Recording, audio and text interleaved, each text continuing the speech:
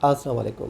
अब जब पाकिस्तान में एम पॉक्स या मॉन्की पॉक्स के केसेस ज़ाहिर होने लगे हैं तो ये जानना बहुत ज़रूरी है कि एम पॉक्स क्या है, इसकी अलामात क्या हैं और इलाज क्या है। एम पॉक्स एक वायरल इन्फेक्शन है जो कि कई दिहाइयों तक अफ्रीकन रीजन्स में केस रिपोर्ट होते रहे, लेकिन हालिया दिनों में दुनिया के कई ममालिक में और एरियाज़ में और बिलखुसूस अब पाकिस्तान में भी ये केसेस रिपोर्ट हुए हैं। इसकी प्रिवेंशन और ट्रीटमेंट के बारे में जानें।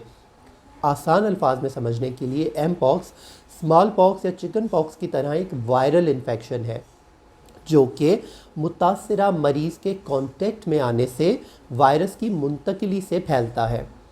ये मुतासरा जानवर के करीब आने, कांटेक्ट में आने, मुतासरा मरीज़ के कांटेक्ट में आने या वायरस से कंटेमिनेटेड शुदा अशिया के इस्तेमाल, जैसे अगर वायरस सीक्रेशन में मौजूद है, किसी के नाक के या मुंह की सीक्रेशन में मौजूद है और वो मुतासरा मरीज़ कहीं छींकता है या उसकी सीक्रेशंस किसी सरफेस पे अटैच होती हैं और वहीं नॉर्मल कोई दूसरा इंसान उन सीक्रेशंस के कांटेक्ट में आता है तो ये वायरस तेज़ी से फैलता है। हमने भी हालिया दिनों में कोविड, जो कि एक वायरल डिजीज़ थी, उसके बारे में काफ़ी जाना। काफ़ी हद तक मॉन्की पॉक्स से बचने के एहतियात भी उसी तरह से हैं कि हमें अपने हाथों को बार बार धोना चाहिए, साफ़ सुथरा रखना चाहिए, मास्क पहनने की ज़रूरत पड़ सकती है, मुतासरा मरीज़ से डिस्टेंस कायम करना, मरीज़ को आइसोलेशन में रखना, ये तमाम तर जो वायरल इन्फेक्शन से बचने की हम तदाबीर अख्तियार करते हैं, एम पॉक्स से बचने के लिए भी वही तदाबीर कारआमद होती हैं। लेकिन उसके साथ साथ एम पॉक्स की बहुत ज़्यादा एसोसिएशन है एसटीडीज़ यानी सेक्शुअली ट्रांसमिटेड डिजीज़ के तरह से भी। ये एहतियाती तदाबीर भी अख्तियार कर सकते हैं।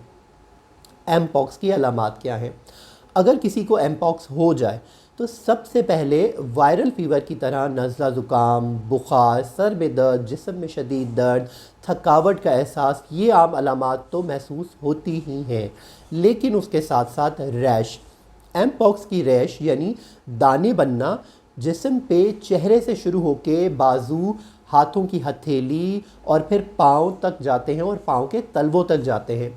ये दाने बहुत ज़्यादा तकलीफ़ देह हो सकते हैं, इनमें ख़ारिश का एहसास हो सकता है और इनमें से पानी भी रस सकता है।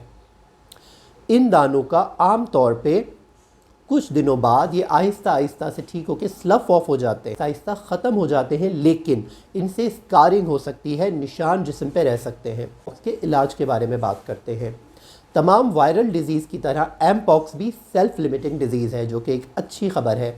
यानी जैसे हमें नज़ला, खांसी, ज़ुकाम, बुखार या कुछ और वायरल डिज़ीज़ होती हैं, इसी तरह से स्मॉल पॉक्स, चिकन पॉक्स की तरह से एम पॉक्स भी सेल्फ लिमिटिंग है। यानी कई बार अक्सर औकात एम पॉक्स में सिर्फ हमें सिम्टोमेटिक ट्रीटमेंट देने की ज़रूरत पड़ती है और ये बीमारी ख़ुद ही 2 हफ्तों में, 3 हफ्तों में ठीक हो जाती है।